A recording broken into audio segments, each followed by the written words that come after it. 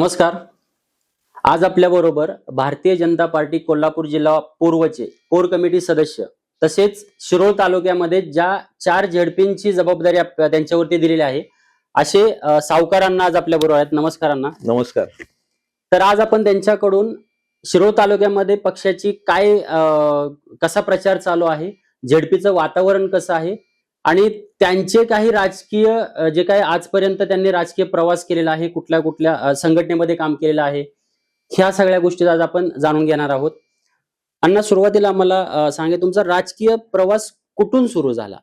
आम्ही सुरुवातीपासून चळवळीमध्ये येण्याचं कारण म्हणजे आम्ही एक असं उदगाव पासून 3 किलोमीटर अंतरावर आम्ही एक मळ्यात राहत होतो आणि त्यावेळी शेतकरी एक 25 वर गोळा होऊन आम्ही एक रस्ता करायचा ठरवला, पानंद रस्ता.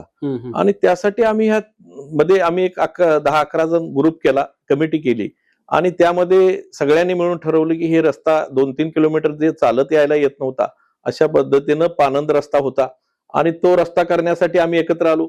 आम्ही सगळीजण शेतकरी मिळून असं ठरवलं की हे रस्ता आपण करायचा.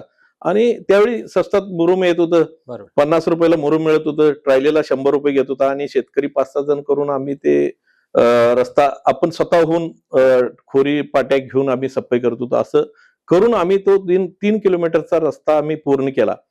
त्याच्यानंतर आम्ही म्हणजे तो रस्ता पूर्ण लोकवर्गणीतनं आणि त्यावेळी ते औद्योगिक वसाहतचं घाण पाणी जे जात होतं, सांडपाणी, तो रस्त्यावर पाणी सगळं पसरून शेतकऱ्यांचे 400 एकर जमीन मात्र झाली, कारण नापीक झाली.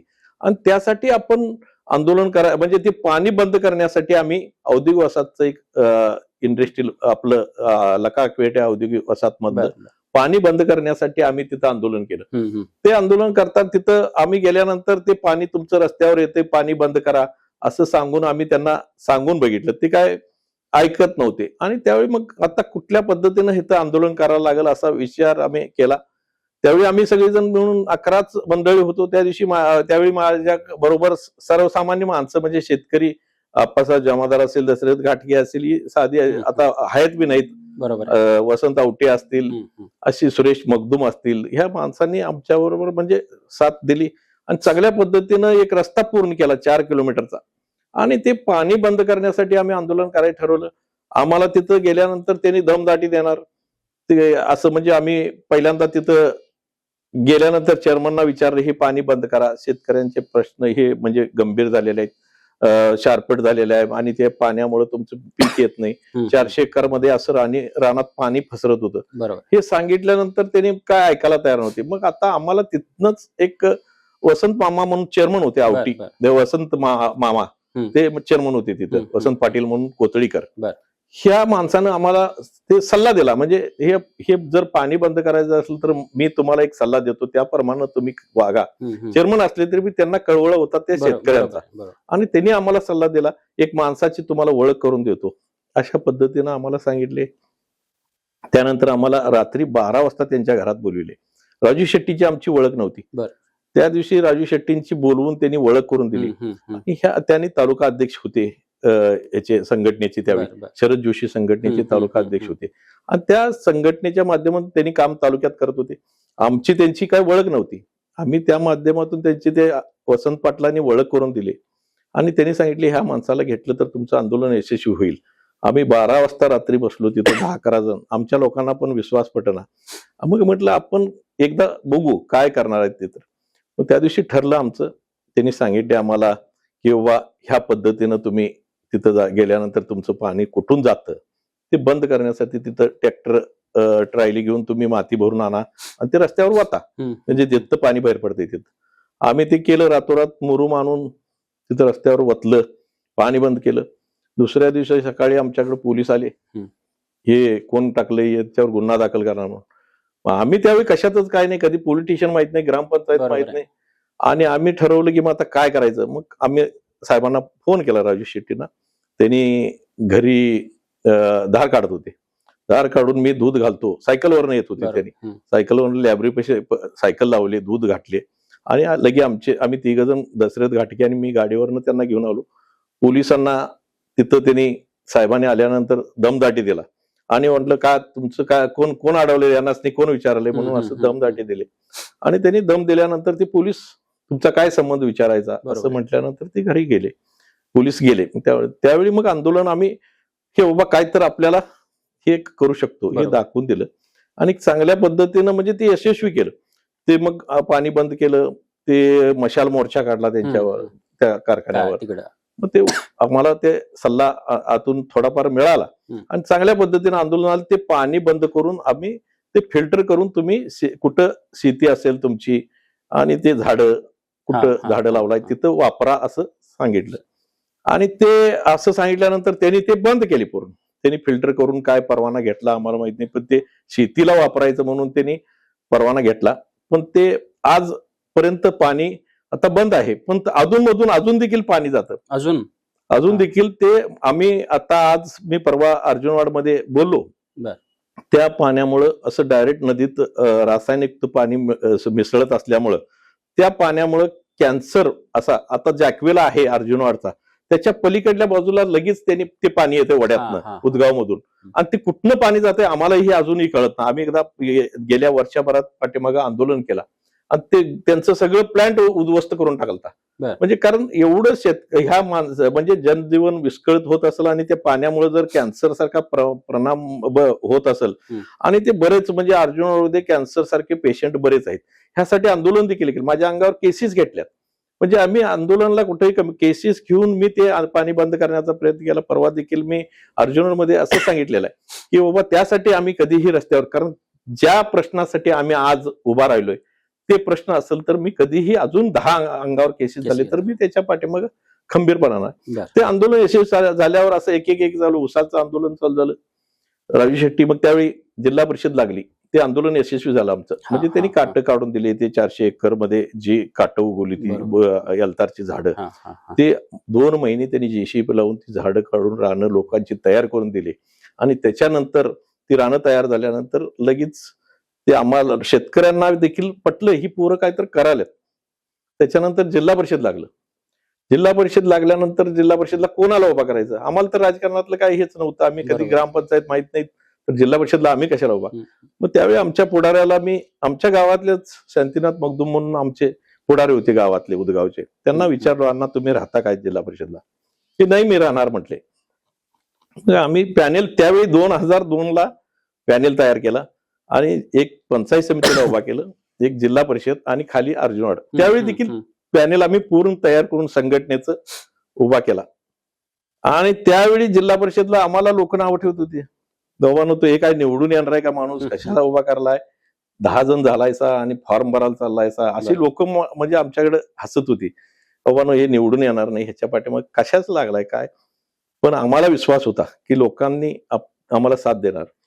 त्यावेळी मग चांगल्या पद्धतीनं हळूहळू उदगावमध्ये तर होताच प्रतिसाद.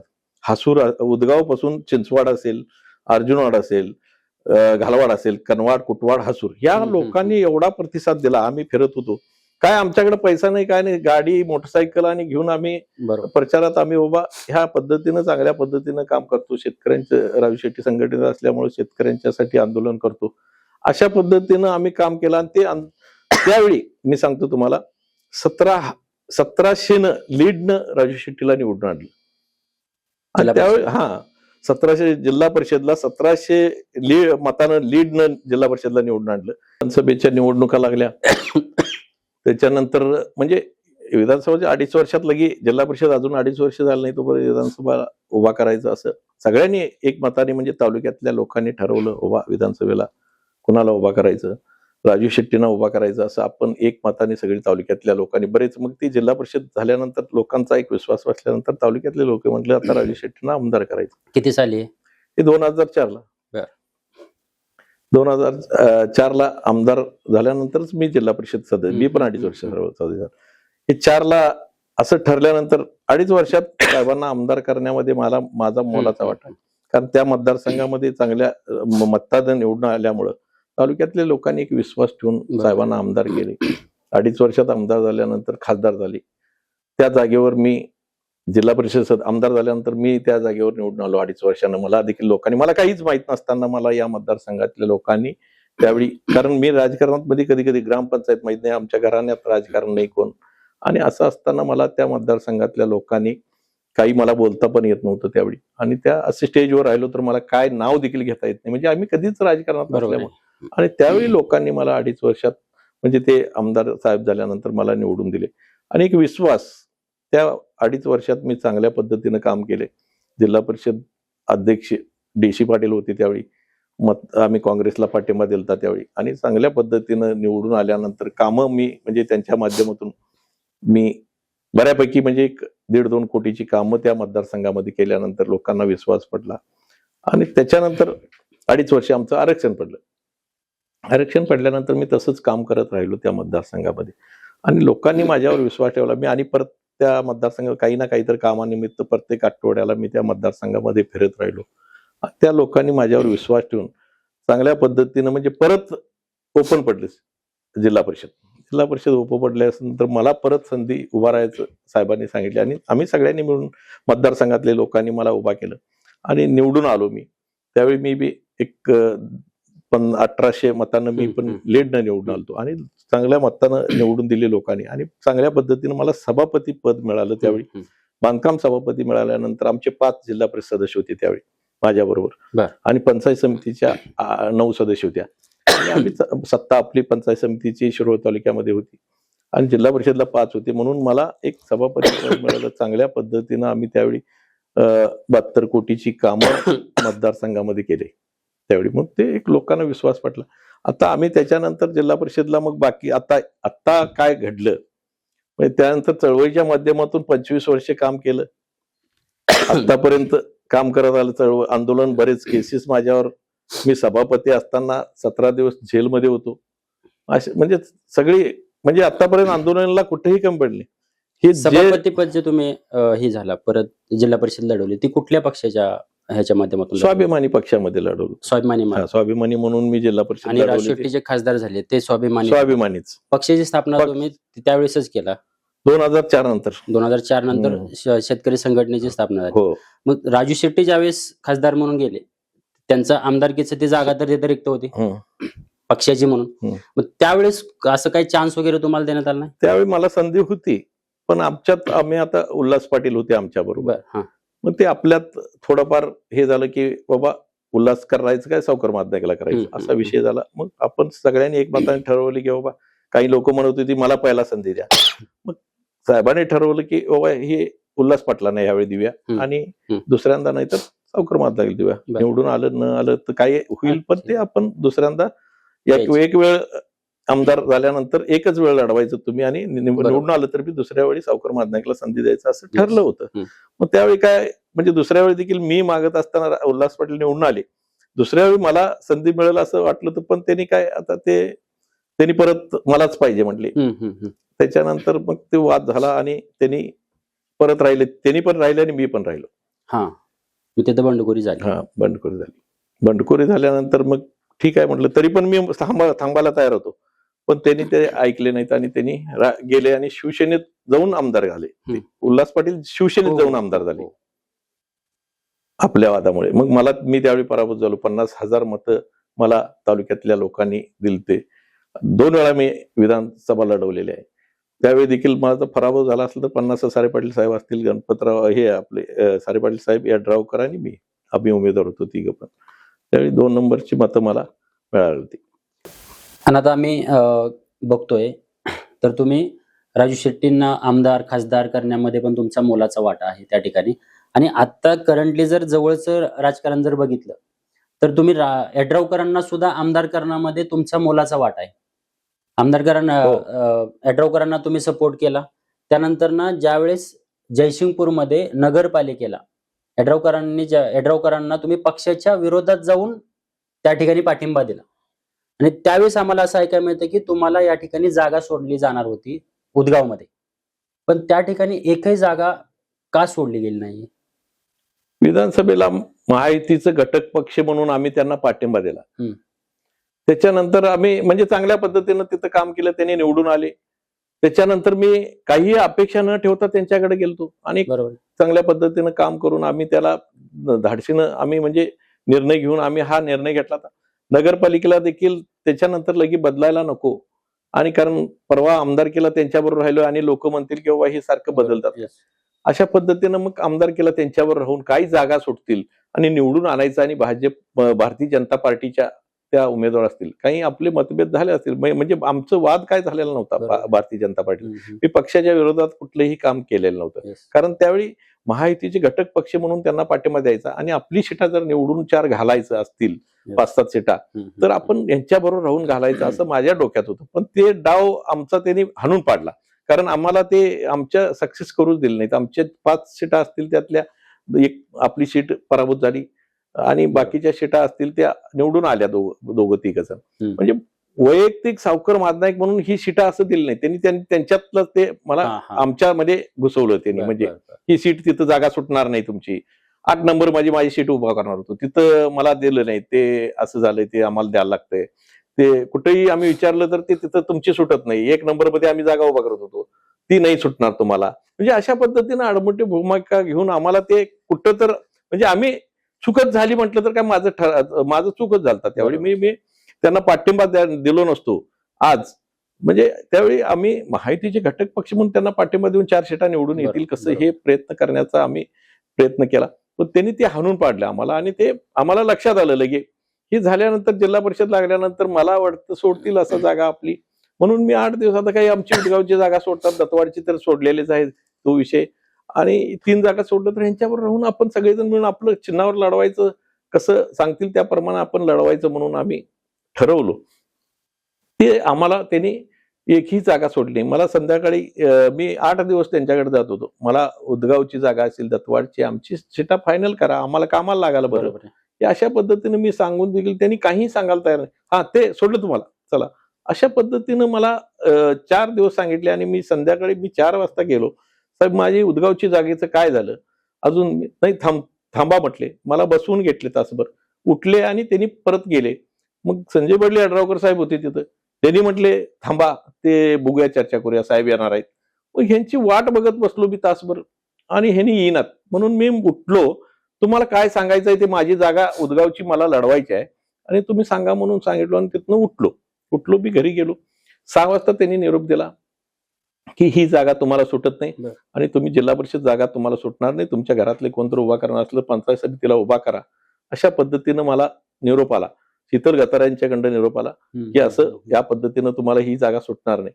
आणि असं सांगितल्यानंतर आता मी काय करायचं? मुलं आलती तिथं 50 भर, ती म्हणली कसं का? आता अचानक मी हे डावल्यावर मी आता पॅनेल तालुक्यात देखील आम्ही आज भाजपचा पूर्ण पॅनेल तयार केला असता. अशा गोंधळामध्ये आम्हाला 3 जागा सोडणार ह्याच्यावर आम्ही पॅनेल केला नव्हता. भारतीय जनता पार्टीचा संपूर्ण तालुक्यात पॅनेल केला असता. सगळ्या ठिकाणी 7च्या 7 जिल्हा परिषद, 14 पंचायत समिती उभा करण्याची आमची म्हणजे सगळ्यांची तयारी होती. पण आम्ही ते अचानक हे 3च जागा लढवायचे म्हणून आम्ही सगळ्या ठिकाणी नियोजन केलं. आज मोकळ्या जागा आमच्या राहिल्यात, म्हणजे दानोळे असेल, लाट असेल, ह्या जागा, नान्ने असेल, हे आम्ही नियोजन आमचं नसल्यामुळे आम्ही 3च जागा लढवायच्या. हे आता आपल्या आघाडी महायुतीचं घटक पक्ष म्हणून हे 3 सोडतात आणि यांच्याबरोबर जायचं. अशा पद्धतीनं आम्ही लढवत होतो. अशा पद्धतीनं केल्यानंतर त्यांनी सांगितले की बाबा, मला सांगितल्यानंतर आता मी काय करायचं हा माझा मुद्दा झाला. मी पोरांना सकाळी म्हटलं, पोरं म्हटली आजच्या आज निर्णय घ्यायचा, आज नको. म्हटलं उद्या गावात जाऊया, गावातल्या लोकांना बोलूया, बाबा काय करायचं, असा प्रसंग झालाय आणि अपक्ष तर लढवू शकत नाही आपण स्वतंत्र.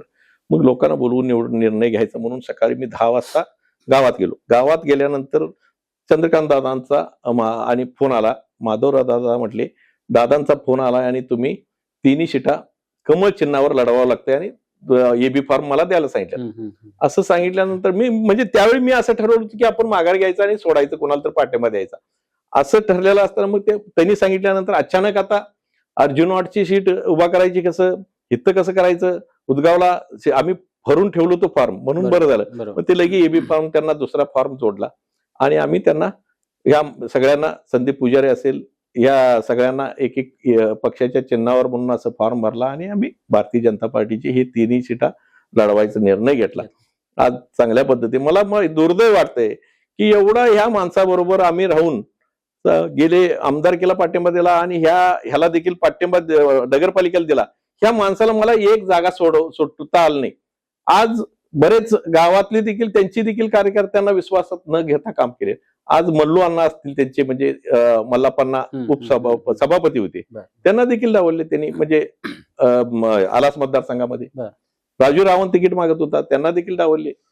असे बऱ्याच लोकांना म्हणजे आमच्यासारख्या बऱ्याच लोकांना त्यांनी जी कार्यकर्ते त्यांच्यावर राबत होती त्यांना देखील त्यांनी डावललेले. मग अशा पद्धतीनं माझ्याबरोबर जर हे वागणूक देत असतील तर ते सर्वसामान्य त्यांची माणसं देखील म्हणजे आज हे सर्वसामान्य माणूस त्यांच्याजवळ चालत नाही. आणि आम्ही त्यांच्याबरोबर कधीच म्हणजे ते असं कधीही त्यांच्याबरोबर जायचं म्हणून हा निर्णय होता. आम्ही महायुतीचे घटक पक्ष म्हणून त्यांना पाठिंबा दिला, पण ते हा मला एक खंत वाटत्या आमदारांच्या यड्रावकरांच्याकडं ही अपेक्षा नव्हती की बाबा प्रामाणिकपणानं मदत करून देखील ह्या माणसाला डावलणं. म्हणजे ह्या माणसानं मला सभेत सांगितले ते यड्रावकरांची औलाद नाही की बाबा ह्या माणसाला कधीही सोडणार नाही असे, म्हणजे हे शामराव पाटलाची औलाद आहे असं म्हणणारा माणूस आज मला सोडून त्यांनी जर आज माझ्या विरोधात उमेदवार उभा करत असतील हे दुर्दैव आहे. मला खंत वाटत्या. मला जनतेला मी एवढंच सांगू इच्छितो, भावानो माझ्यावर अन्याय झालेला आहे आणि तुम्ही सगळ्यांनी माझ्या पाठीशी खंबीरपणानं राहावं आणि ही जिल्हा परिषद सीटा जी मी उभा केलेल्या आहे, माझे संदीप पुजारी असतील, सुनीता चौगुले असतील आणि कोळी वहिनी असतील, याला निवडून देण्यासाठी मी हात जोडून तुम्हाला कळकळीची विनंती करतो आणि तुम्ही मला या मतदारसंघामध्ये ह्या काम करण्यामध्ये संधी द्या. मी 25 वर्षे चळवळीच्या माध्यमातून काम केले. माझ्यावर जो अन्याय झालाय, माझं काय चुकलं तर खरं माझं चुकलं तर काय एवढं यड्रावकरांनी सांगावं आज चौकात येऊन की बाबा मी एक जागा मागत तुझ्या प्रामाणिकपणाने तुमच्यासाठी मी काम केला, नगरपालिकेला केला आणि माझ्यावर एक जागा सोडायची तुमची धाडस का झाली नाही आणि काय अडचण होती मला एवढी माझी जागा सोडण्यासाठी, हे आमदारांनी एकदा खुलासाच करावा असं मला वाटतं. राजकारणामध्ये बघा इमानदारीने काम करणारा किंवा व्यवस्थित काम करणाऱ्यालाच कुठेतरी डावललं जातं असं वाटतं. हो तसंच आहे. सरळ काम करणारी माणसं चालत नाहीत त्यांना. हा जी करणारी म्हणजे त्यांचंच ऐकायला पाहिजे अशी माणसं तिथं राजकारणात लागतात. त्यामुळे त्यांनी मला डावलण्याचा प्रयत्न, कारण तो जर माझा जिल्हा परिषद सदस्य झाला तर ह्यांचं ऐकणार नाही, तो माझंच ऐकणार अशा पद्धतीनं त्यांना वाटलं असेल म्हणून त्यांनी माझा उमेदवार, मी सांगितलेला उमेदवार नको, त्यांचा उमेदवार. पण नगरपालिकेमध्ये पण तुम्हाला काहीतरी जागा सोडल्या होत्या असं समजतं. जागा सोडली मी सांगितलं की नगरपालिकेला आम्हाला वैयक्तिक असं सावकार मादनायकांच्या म्हणून काही सीटा दिलेल्या तिथं ते दिल्या की एक सागर मादनायक म्हणून दिला, तो त्यांच्याच संपर्कात होता, त्यानं गेला, त्यांना जे पाहिजे होते तेच तुमच्या त्यांच्या नावानं आमच्या नावानं टाकलं. सागर मादनायक असू दे, मग शैलेश आडके होता, तो थोडक्यात माझा कट्टर कार्यकर्ता होता, तो पराभूत झाला. आज माझ्याबरोबर फिरतो, तू माझ्याबरोबर येतो, शैलेश आडके, बजरंग खामकर आहेत, अशी म्हणजे अशी थोडी माणसं आहेत आमच्या बरोबर. पण ती आता माझ्या नगरपालिकेला माझ्यावर नाहीत ना ती आता. बरोबर, मला खंत वाटते. आता ह्याच्यामध्ये तुम्ही उदगाव किंवा दत्तवाड वगैरे जे जिल्हा परिषदचे मतदारसंघ आहेत त्या ठिकाणी बऱ्यापैकी तिरंगी लढत आहे. तर तिरंगी लढत मध्ये काय वाटतं तुम्हाला? भाजपचं वर्चस्व? भारतीय जनता पार्टीच्या आम्ही उदगाव असेल, आलास असेल, दत्तवाड असेल आणि यड्राव ह्या 4 ठिकाणी आमच्या जिल्हा परिषद सदस्य आहेत. पंचायत समितीच्या 7 सदस्य आहेत. चांगल्या पद्धतीनं लोकांचा प्रतिसाद आहे आणि भारतीय जनता पार्टीवर एक लोकांचा विश्वास म्हणजे का म्हणून आज आमच्या शेतात 4 निवडून येतील असं माझा अंदाज आहे. कारण चांगल्या पद्धतीनं प्रत्येक प्रतिसाद चांगला मिळत आहे. उदगावमध्ये तर आहेच, आलासमध्ये आहे, दत्तवाडमध्ये आहे आणि यड्रावमध्ये चांगल्या पद्धतीनं काम चालू आहे आणि ती 4 सीटा निवडून येतील. पंचायत समितीच्या देखील सीटा निवडून येतील असं मला ठाम विश्वास आहे. आता तुम्ही ज्यावेळेस सभापती होता त्यावेळेस काय काय कामं केली भागामध्ये तुम्ही? मी जिल्हा परिषद सभापती असताना, बांधकाम सभापती असताना बरीच आमच्या मतदारसंघामध्ये पानंद रस्ते असतील, अंतर्गत गावातले रस्ते असतील, दवाखाने असतील, उपकेंद्र असतील, अशा पद्धतीनं आम्ही वेगवेगळ्या पद्धतीनं लक्ष घालून नुसताच तालुक्यातच नाही बऱ्याच ठिकाणी 108 ते अँब्युलन्स आलेले आहेत. त्यावेळी आमच्या जिल्हा परिषदला मी सभापती असताना आले बरेच, म्हणजे त्यावेळी पंचायत समितीला गाड्या देखील फिरायला नव्हत्या, बारक्या जीप होत्या. त्यावेळी आम्ही निर्णय घेतला सगळ्यांनी म्हणून, अध्यक्ष मंडलिक साहेब असतील, हे अध्यक्ष होते मंडलिक साहेब, आणि त्यांना सांगून आपण त्या पंचायत समिती, साई पंचायत समितीमध्ये आम्ही गाड्या घ्यायचं काम केलं. म्हणजे जिथं जिथं अडचणी आहेत त्या सोडवण्याच्या जिल्ह्यामध्ये लक्ष घालून चांगल्या पद्धतीनं बांधकाम सभापती बनवून कुणालाही ग्रामीण भागाला निधी जास्तीत जास्त देण्याचं काम आम्ही त्यावेळी केलं. तुम्हाला भाजपकडून ज्यावेळेस तुम्ही भाजपमध्ये प्रवेश केला त्यावेळेस काही दिवसानंतर तुम्हाला वरती आमदारकीची पण संधी देण्यात येणार होती, असंही काय कानावर आलेलं? मी भारतीय जनता पार्टीमध्ये प्रवेश करत असताना कुठलीही अट नाही घातली.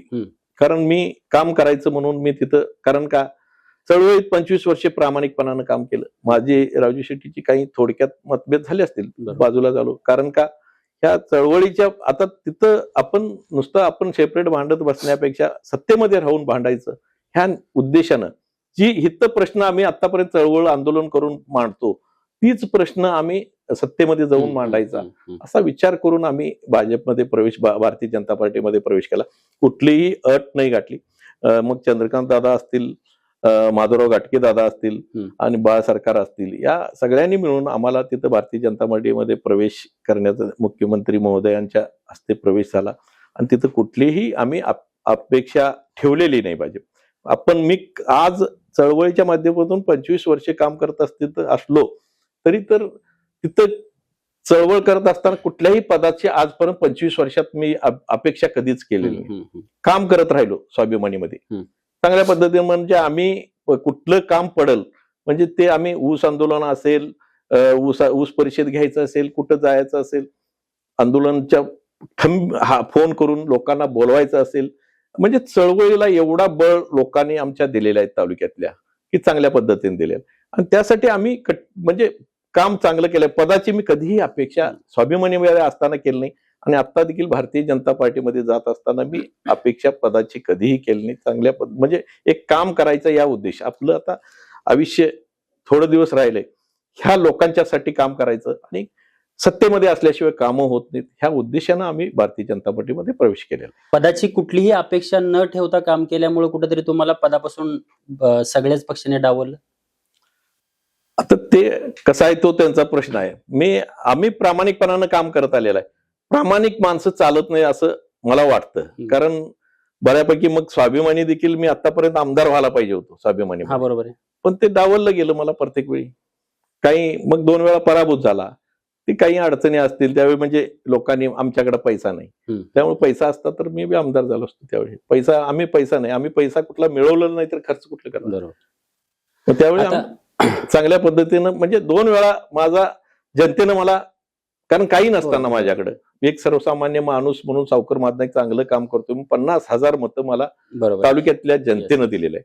आज देखील मला ठाम आता एवढा विश्वास आहे, या लोकांनी मला या विश्वास, एक चांगलं बाबा 25 वर्षे या माणसानं काम केलंय आणि ह्याच्याकडून काहीतरी घडणार आहे. ह्याची माणसं आली निवडून जिल्हा परिषदला काही ना काही तर, कारण त्यांनी म्हणतात की काही लोक की उमेदवार कोण बैठलं नाही, सावकर माधनाईकने उभा केलेला आहे माणूस ना, तिथं काम होणार, हे लोकांचा एक जनतेचा विश्वास झालेला आहे. बरोबर. आणि त्या लोकांनी माझ्या विश्वासावर आता लोकांनी उठून म्हणजे ते प्रचार स्वतःहून आम्ही माझ्याकडे येऊन स्वतः लोक सांगत आहेत की बाबा उमेदवार आम्हाला कोण उभा केलाय हे माहित नाही, तुमचा उमेदवार सावकर माधनाईक राहिलाय असं समजून आम्ही आता मतदान करणार आहे आणि तुमची सीटा निवडून येणार, हे खात्री मला लोकांनी दिलेली आहे. आता उदगाव मध्ये जर बघितलं तर सावकर अण्णा विरुद्ध सगळे नेते असं काही वातावरण वाटतंय? हो आहेच की. आता मी एकटाच आहे, म्हणजे उदगाव मध्ये आमच्या विरुद्ध सगळेच आहेत. असे असले तर मी ग्रामपंचायतला देखील माझ्याबरोबर असंच होतं. स्वाभिमानी म्हणून मी लढवलेला आहे 3 वेळा, आता 3रा वेळ आहे. मी सरपंच माझाच केलेला आहे प्रत्येक वेळी आणि सत्ता माझी आता आहे. सोसायटीमध्ये देखील माझी सत्ता आहे. आम्ही गणपतराव आणि आम्ही असेल तिथं सत्ता आहे. आता देखील ग्रामपंचायतमध्ये आमची सत्ता होती. काही मतभेद मी एवढंच आमदारांना देखील म्हणतो, आता काही प्रश्न घेऊन त्यांनी पुढं राजकारण करायला. ज्यावेळी मी सरपंच निवडणार होतो मेघराज वरेकर म्हणून, तो कुठल्या ह्याचा होता आणि त्याला का त्यांनी दुसऱ्याला पळवून नेऊन त्यांनी आमच्याकडं नेले. मी आणि माझ्यामध्ये मी असा आहे, ग्रामपंचायतमध्ये निवडून आल्यानंतर मी सगळ्यांना संधी द्यायचं काम केलं.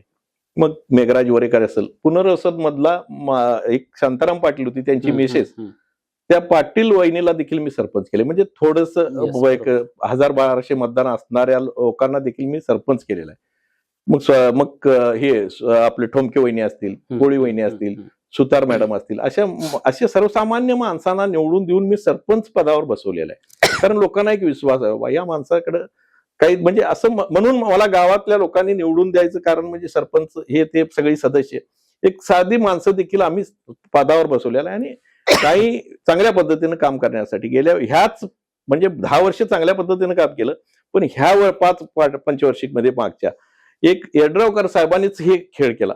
माझी सीट 9 आणि 8 झाल्या, त्यांच्या 8-9 माझी सीट पळवून नेल्यामुळं आणि ती सीट त्यांनी सरपंच काट्यावर असल्यामुळं, बहुमत असल्यामुळं ती सीट पळवून नेल्यामुळे माझं सगळेच कोलमडलं. आणि या 5 वर्षामध्ये मी जनतेला देखील सांगू शकतो माझी चूक, कारण आमची कामं थोडेफार कमी झाली असतील, पण एक विश्वास आहे बाबा या माणसाकडे काय चूक झाली, त्यांनी पळवून नेले म्हणून सत्ता बाजूला गेली, हे ते माझे सदस्य आम्ही लई प्रयत्न केला, पण माझे तिथं काही चाललं नाही. म्हणजे कामं करण्यासाठी थोडाफार अडचणी आल्या आणि तरी पण आपण बऱ्याच कामं मार्गी लावलेले आहेत.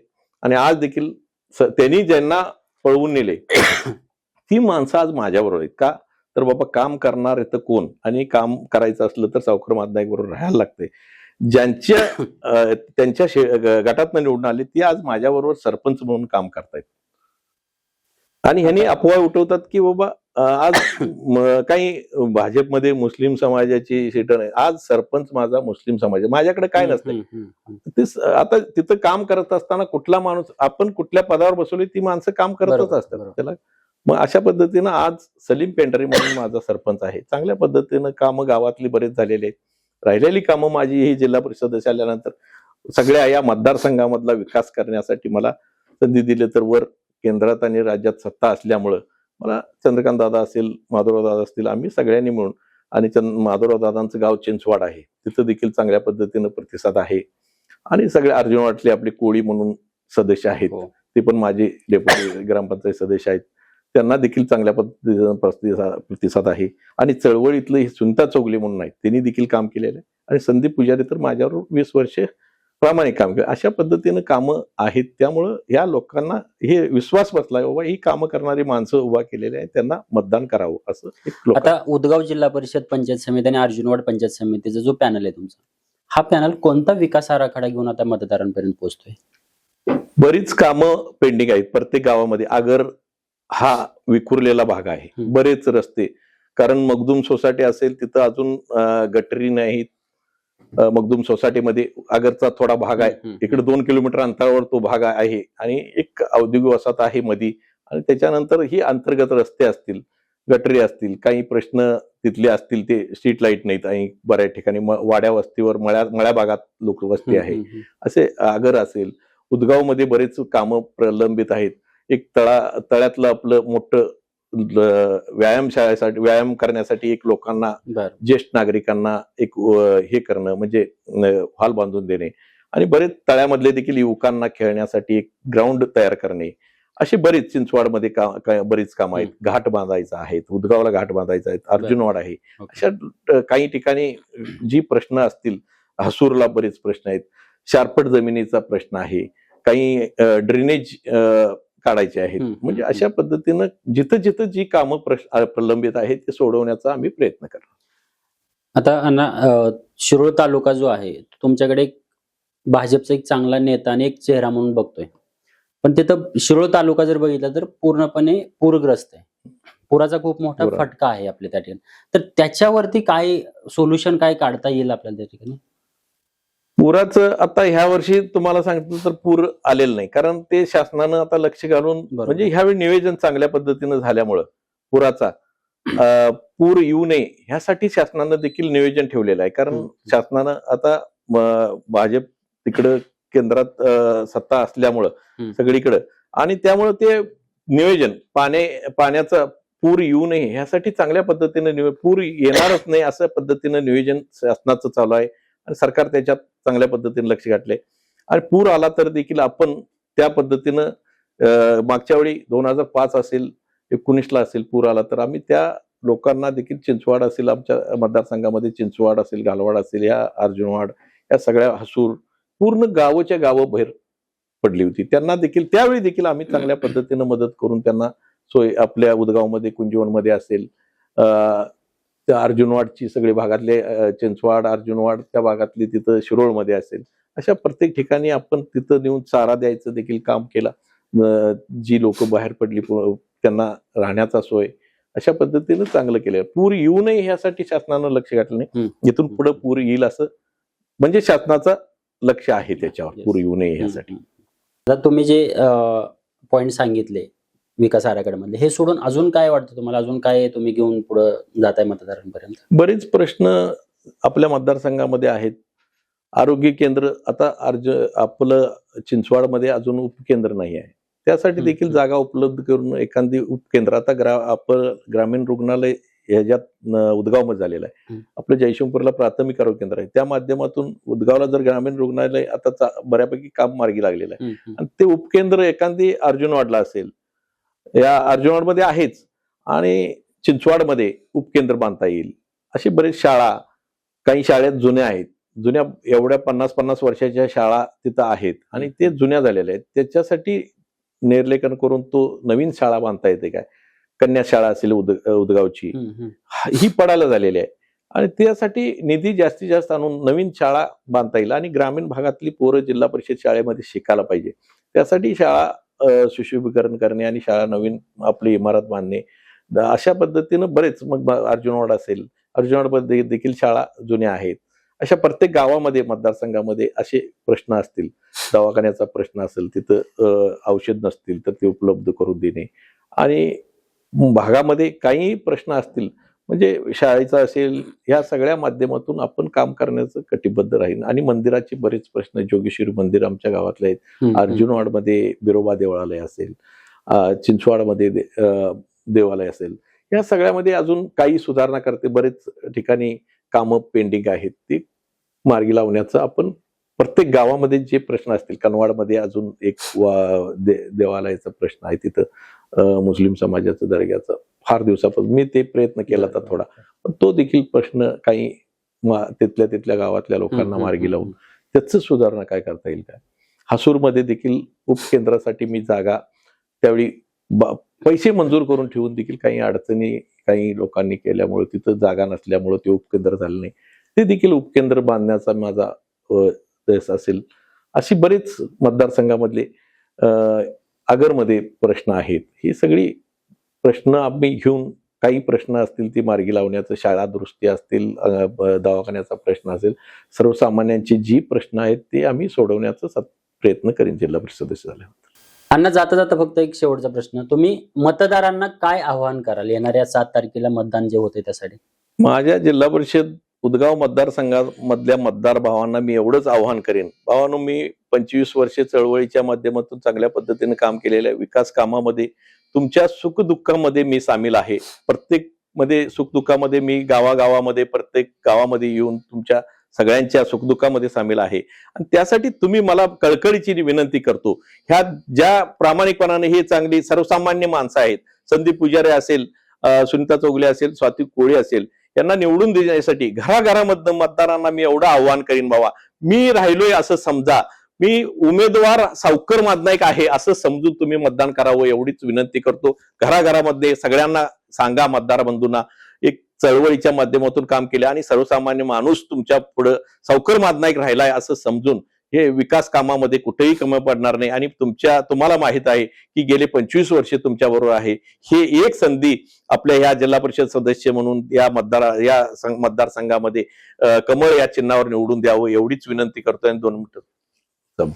नमस्कार.